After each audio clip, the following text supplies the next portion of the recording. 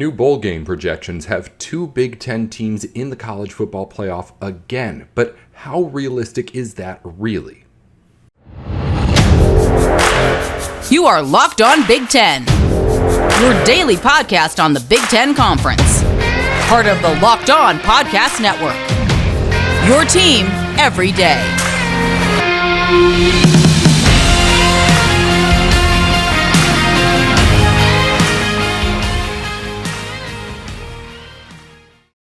Hey there, thanks for tuning in to Locked On Big Ten. I'm your host, Nate Dickinson, and thank you for making Locked On Big Ten your first listen every weekday. We are free and available wherever you get your podcasts, on YouTube and on Twitter too. Be sure to follow us along on any of the platforms, at Locked On Big Ten, 10 at the end when you're typing it out, not T-E-N.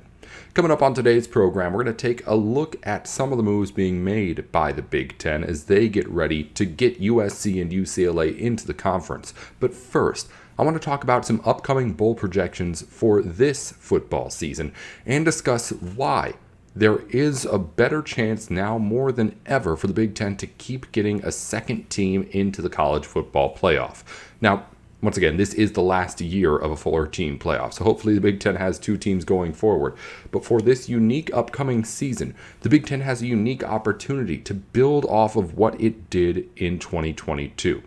Let me explain here. First off, there have been bowl projections made by people over at 24/7 Sports for every bowl game out there for the upcoming winter. Of course, everything's going to change, and this is very preliminary, but it gives you an idea, again, of where people have Big Ten teams finishing. Before we dive into the top of it, I'll actually just read off every single bowl game that is mentioned here. Starting at the bottom and going up. At the Gasparilla Bowl, they have Nebraska playing Mississippi State. In the Quick Lane Bowl, Purdue against Western Michigan. In the Guaranteed Rate Bowl, Kansas State against Michigan State. In the Pinstripe Bowl, Duke against Iowa. In the Duke's Mayo Bowl, Pitt against Illinois. In the Music City Bowl, Ole Miss against Maryland. In the Relia Quest Bowl, South Carolina against Minnesota. In the Citrus Bowl, Tennessee and Wisconsin. In the Orange Bowl, Clemson and Penn State. And in the two semifinals, in the Sugar Bowl, Georgia against Michigan, which is a 1-4 in their projections. And in the Rose Bowl, the 2-seed Ohio State facing off against the 3-seed Texas. So let's just put aside there that they had Ohio State finishing ahead of Michigan in this playoff projection. We'll save that argument for another and many more days to come.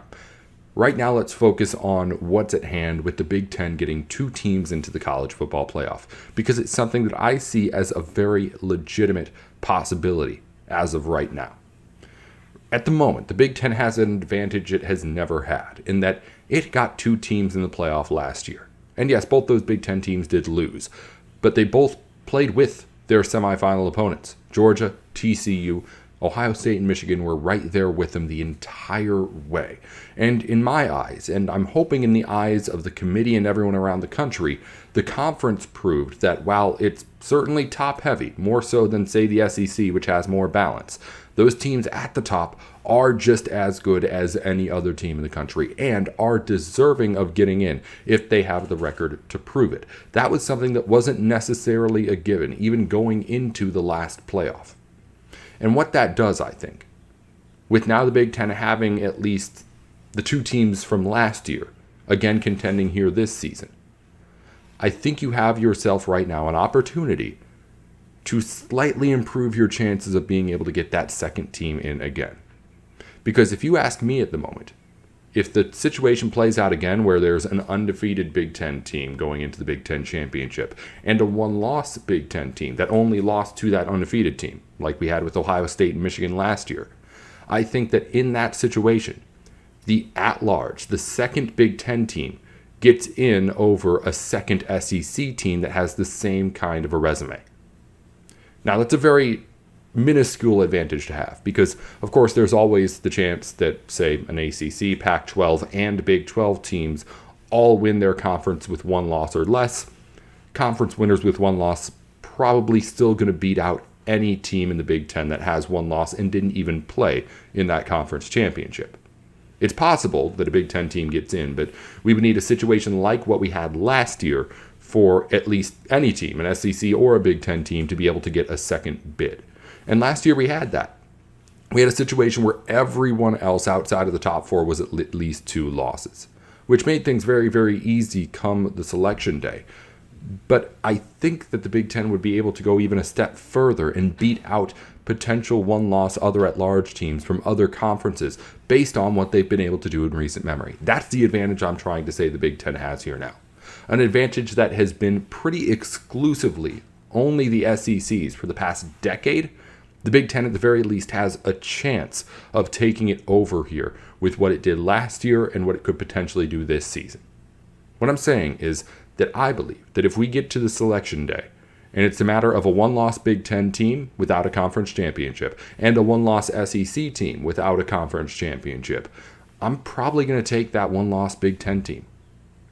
There's different situations, of course, where say like Georgia and Alabama lose to each other and they're both having one loss. Then that makes things a little more complicated. But at least in my head, the one thing the Big Ten did in having one of the most successful football seasons as a conference that it's ever had is give itself that kind of advantage.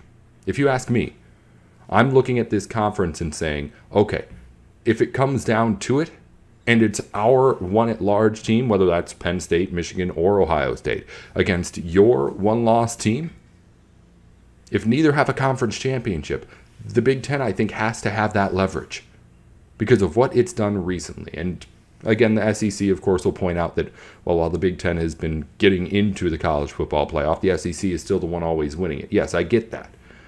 But at least right now, I think if you look at where we are compared to where we were even a year ago, 2 years ago, 3 years ago, the odds of people at least even considering taking that second Big Ten school over a second ACC school have increased tremendously, at least in my head. Because there was a time where if you were a one-loss SEC school and even in some cases undefeated other schools, if you didn't have that conference championship on you, it was pretty much a given that you weren't going to get. I mean, last season we were talking about the possibility of the two-loss Alabama team getting in over the TCU team that lost in its conference championship. So that's the kind of advantage and, I guess, uphill battle everyone has had to face in catching up with the SEC. All I'm saying is that right now, at this very moment, the Big Ten has its best chance to be able to continue to get itself a little bit of a leg up on the other best conference in the country. Speaking of the best conference in the country, the Big Ten is going to try and become that when it adds USC and UCLA and, of course, tries to make other moves as expansion continues to shift the college football world. But there's a certain move being made by the Big Ten here now that is at least signaling that the conference is ready to at least take those first steps to try and completely take over at some point all of college sports. It's, again, a very small step being taken, but I'll get into it here in just a minute on Locked On Big Ten. Before we do any of that, though, be sure to check out Built Bar. Built Bar is the protein bar that tastes like a candy bar, and if you've listened to Locked On podcasts, you've already heard about it. You head over to Built.com, you check out all of the amazing flavors that they have that honestly sound like candy bar flavors. We're talking about churro, chocolate brownie puffs they have. I mean, it sounds like stuff that I'm just making up off the spot of what would taste the best. They're actually putting it into protein bars that taste good and are good for you, too. We're talking about 17 grams of proteins, 130 calories or less in many of these bars, and 4 net grams of carbs and sugars, too. It's a Built Bar that's built to make you get through your day, while also built to make sure that you're enjoying eating it, too. Head on over to Built.com to see what I'm talking about, or get over to your local Sam's Club to pick up a 13-bar box. They're also available now at Walmart, too. It's Built Bar at Built.com. We've been talking about them forever. If you haven't tried them yet, now's the time to get on it, because there's more likely now than ever that there's a box of Built Bars near you to go get. Head on over to Built.com right now, Walmart, Sam's Club, any of that, and try out Built Bar. All right, let's continue on here on the program and get into a small move made by the Big Ten. But if you ask me, it indicates a much bigger movement that is starting for the conference. The move being made is a very simple one. Starting soon, the Big Ten will not have to any longer, its football team, schedule a non-conference opponent in the Power 5. The Big Ten had previously had a rule instated where in your conference opponents, you are able to schedule pretty much whoever, or non-conference opponents, you're able to schedule pretty much whoever you want. with a few exceptions. There has to be at least one Power 5 school.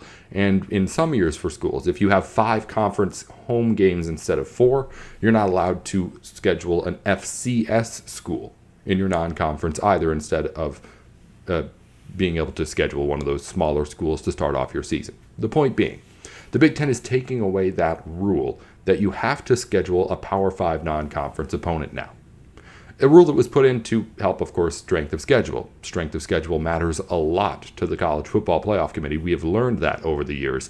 And it's something that the Big Ten, of course, wanted to stay on top of. With the SEC and how powerful it has been in the last decade, we just talked about it, the Big Ten wanted to make sure it was staying competitive on paper, in the numbers. So it institutes this rule, and, of course, Big Ten is never thought of as weak anyway, but you get yourself another high-quality matchup. Now the Big Ten's taking that away, starting when USC and UCLA get into the conference, which makes sense, first of all. You're adding 2 more really good schools. You're more congesting your conference schedule with better teams. So the Big Ten is saying that it believes that its conference schedule can be good enough without having to play against another Power 5 school outside of the Big Ten. But even bigger than that, the Big Ten is starting to move the gears in what will be what I'm starting to consider a relaunch of the conference when it adds these 2 schools. Right now, the Big Ten is considered the Big Ten we've always known. Midwest Conference, football teams that run the ball hard, ground and pound, play tough football in tough weather, and then go into basketball season and are one of the best always. We'll ignore the title drought for now. But when it adds USC and UCLA, the Big Ten doesn't want to just become a bigger conference. It wants to become a rebranded conference. A conference that is not just regional, but national, spanning from coast to coast and becoming the first team to do so, or first conference to do so. It wants to be able to say to everybody else, hey, we don't need you on our football schedules or to make championship teams. All we need is to play each other. And if you join the Big Ten, you will have the ability to become a contender based solely off of the things that we can give you. That's the message. That's the brochure that the Big Ten wants to send out to every other major school that it would like to one day get under its umbrella. Because while college sports are changing, and right now we're all talking about what will eventually be a Big Two in the Big Ten and the SEC.